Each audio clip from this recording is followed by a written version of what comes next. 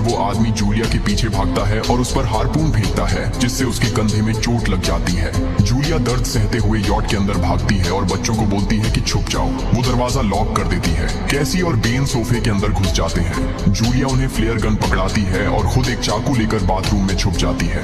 वो आदमी दरवाजे पर जोर जोर से धक्के मारता है और आखिर अंदर घुस ही जाता है। पहले वो थोड़ा खाना उठाता है और फिर यॉट में इधर उधर ढूंढने लगता है, फिर बाथरूम की तरफ जाता है, लेकिन जूलिया समझदारी से एक छोटे छेद से बाहर निकल जाती है। वो आदमी सोचता है कि जूलिया भाग गई, लेकिन जैसे ही वो धीरे से निकलने लगती है, उसका कुत्ता उसे देख लेता है और भौंकने लगता है। कुत्ता उस पर झपटता है तो जूलिया चाकू से उसे मार देती है। कुत्ते की चीख सुनकर वो आदमी बाहर आता है और अपने कुत्ते की लाश देखकर आग बबूला हो जाता है।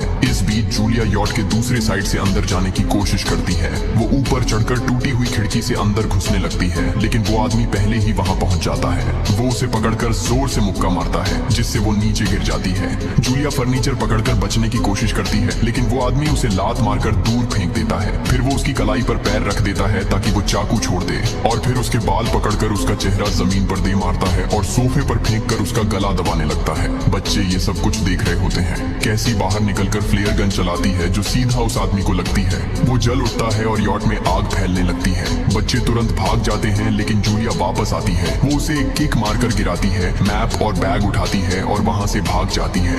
बेन और कैसी अपने पापा के पास जाकर रोने लगते हैं। जूलिया भी उनके साथ बैठ जाती है और तीनों मिलकर आंसुओं के साथ टॉम को आखिरी अलविदा कहते हैं। तभी वो डरावना आदमी फिर यॉट से बाहर निकल आता है तो फैमिली फिर से भागने लगती है। कुछ ही देर में यॉट एक बड़े धमाके के साथ उड़ जाती है। थोड़ी दूर चलने के बाद वो लोग एक छोटे से झरने के पास रुकते हैं ताकि थोड़ा आराम कर सकें। कैसी सोचती है कि शायद वो पागल आदमी उनके पास गुब्बारे देखकर आया था। ये सुनकर बेन खुद को कसूरवार मानने लगता है। जूलिया उसे समझाती है कि इसमें उसकी कोई गलती नहीं थी और सबको आगे बढ़ने को कहती है, क्योंकि वो आदमी अभी भी उनके पीछे है। रास्ते में एक छोटे तालाब के पास बेन एक मरी हुई हैमरहेड शार्क देखकर हैरान रह जाता है। तभी जूलिया नोटिस करती है कि वो आदमी फिर उनके करीब पहुंचने वाला है। सब लोग दौड़ पड़ते हैं और एक रेत के टीले से नीचे गिर जाते हैं, जहां उन्हें जहरीला कचरा दिखाई देता है। फैमिली सावधानी से उसे पार करती है और लगता है कि उन्होंने उस आदमी से पीछा छुड़ा लिया है। चलते चलते उन्हें बड़े बड़े मरे हुए सी एनिमल्स और समुद्र के नीचे जमा हुआ सारा प्लास्टिक दिखने लगता है।